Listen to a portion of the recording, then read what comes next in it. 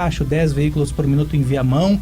Então, assim, é um bom momento para viajar, não tem mais nenhum ponto de lentidão na Freeway, na 040, trânsito vai fluindo bem nas duas rodovias. Stout. Peguei a estrada hoje voltando ao litoral, o tempo para entrar em Porto Alegre, ali da embocadura da Freeway com a Castelo Branco, percorrer a Castelo Branco, cruzar o centro para vir em direção ao bairro, foi quase o mesmo tempo de percorrer toda a Freeway.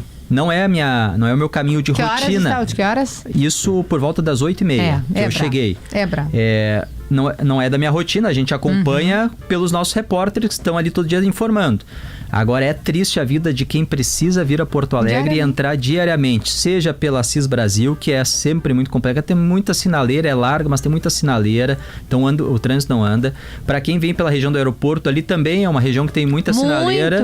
E daí seria o caminho mais rápido, né, que é direto, que não tem sinaleira, que é a Castelo Branco. Mas a funila é sempre ali, daí um carro que estraga num acostamento e daí tranca mais, ela é ruim mesmo, que depois um pessoal vai pro túnel, o outro desce ali para Mauá, daí tem uma obra num ponto, assim, a vida de quem entra em Porto Alegre pela Castelo Branco de manhã. Não é fluido, né? Não é fluido, é brabo mesmo, tem toda a razão, Stout. Acho que a gente peca na entrada em não fazer, não ter espaços largos, né, com maior possibilidade de entrada de carros, e porque é truncado ali, daí para tu achar, se tu te descuidar, tu entra na rodoviária, né, ali naquela entrada é puxado, é brabo. Até chegar ali é um tempo, é a rotina de quem vem a Porto Alegre de manhã. A gente vai agora para o Vale do Taquari conversar com o delegado Humberto Messa, da Polícia Civil, sobre o caso de um casal que foi preso suspeito de matar e colocar fogo no corpo da filha recém-nascida no município de Sério. Delegado, bem-vindo, boa tarde. Boa tarde, uma satisfação aí conversar com vocês.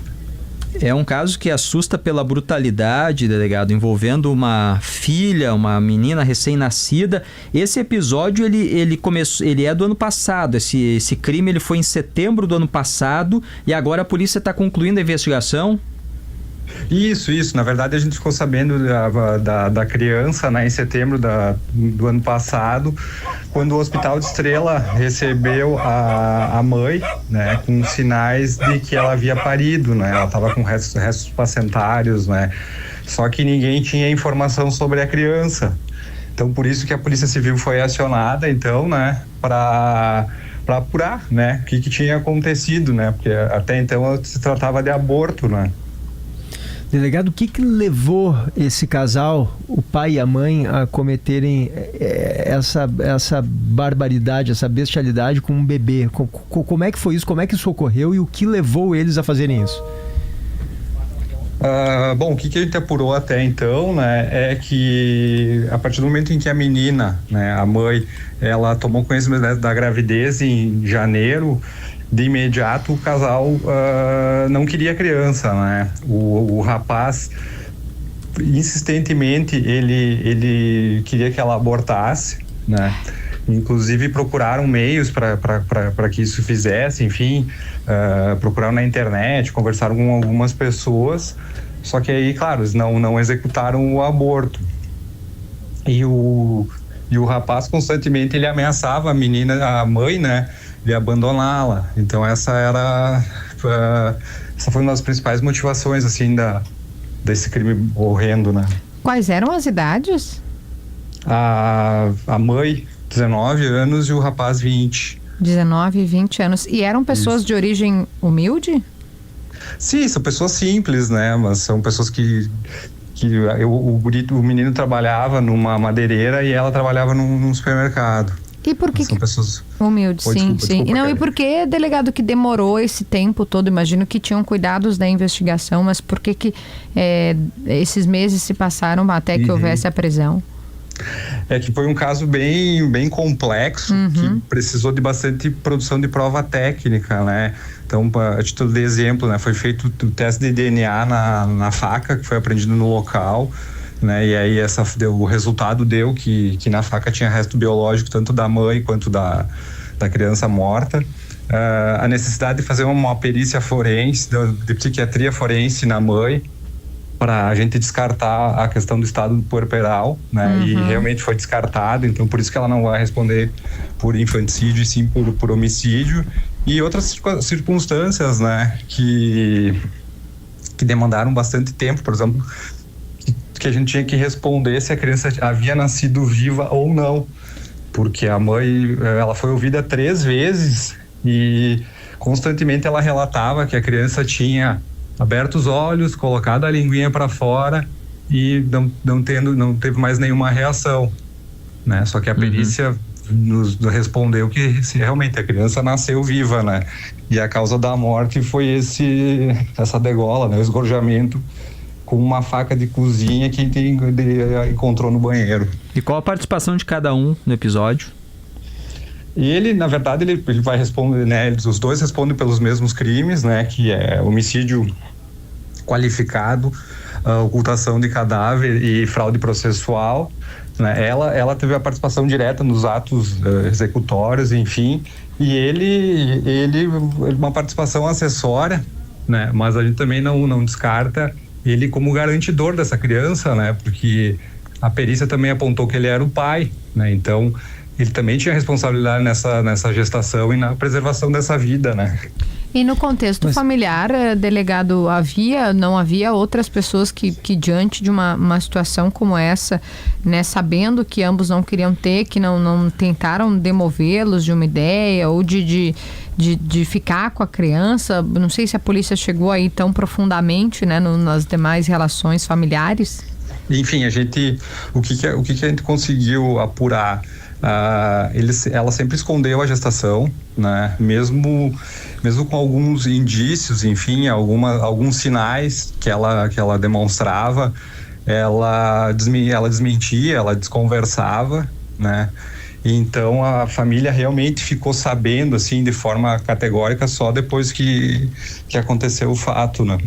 Delegado, e no depoimento chegam a dizer alguma coisa quando questionado? Por que não entregaram, por exemplo, a criança para adoção? Por que tiveram que cometer esse crime?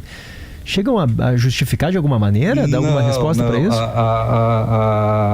A menina, as 3 vezes que nós ouvimos, ela sempre afirma, então, que a criança, ela pariu a criança e imediatamente a criança morreu, né? Questionada, então, agora mais para o fim, né? Agora no início do ano, quando a gente já estava com todas as provas produzidas, se ela tinha praticado essa degola, enfim, esse esgorjamento, ela disse que não lembra, né? Que não lembra desse fato, enfim. E o rapaz, quando ele foi ouvido, a gente ainda não sabia, né, da questão do homicídio.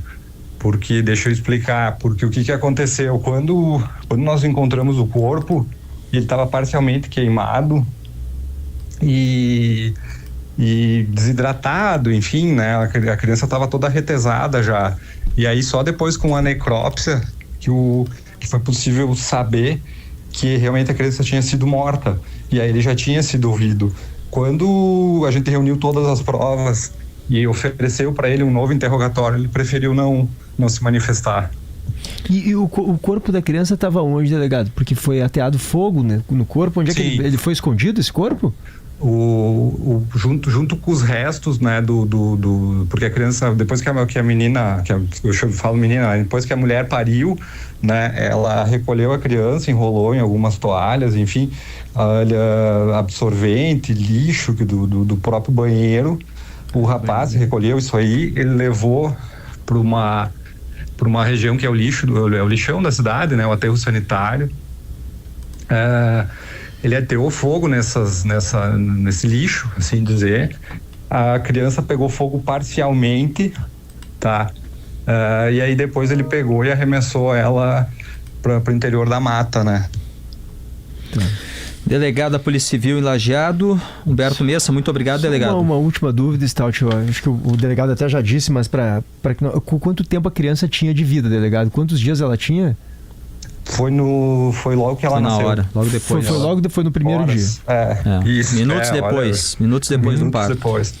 Porque assim, desculpa, só para contextualizá-los, a gente identificou que tinha muito barulho de água, né? Então ela pariu a criança ali meio que acionou o chuveiro, enfim, e aí praticou o ato. Então foi imediatamente. Obrigado, delegado. Tá, senhores, bom trabalho aí. Obrigado. Mais um caso horrível do nosso noticiário policial no interior do estado. Caso do ano passado e agora com detalhes divulgados pela polícia, que considera esclarecido e tem aí com autorização da justiça a prisão do casal hoje. De um desprezo, né, Stout, pela vida. A gente vê tantos casais na fila de adoção esperando para ter uma criança. Tantos casais que desejam engravidar e não conseguem, passam por um período todo, né, de ânsia, de angústia e eu me perguntei para o delegado, né, não havia um familiar, não havia uma compreensão desse pai, dessa mãe, de que é possível, se não quer ficar com a criança, tem outros caminhos. É um desprezo chocante pela vida, né, desumano, fora da minha compreensão, assim. Fora da compreensão. Eu tento achar argumento, não tem... É de perder a fé, assim, né, na humanidade, quando tem um caso como esse, assim, de a frieza de matar com uma faca de serrinha, né, de arremessar um corpo de um bebê. É desalentador mesmo. 3h42,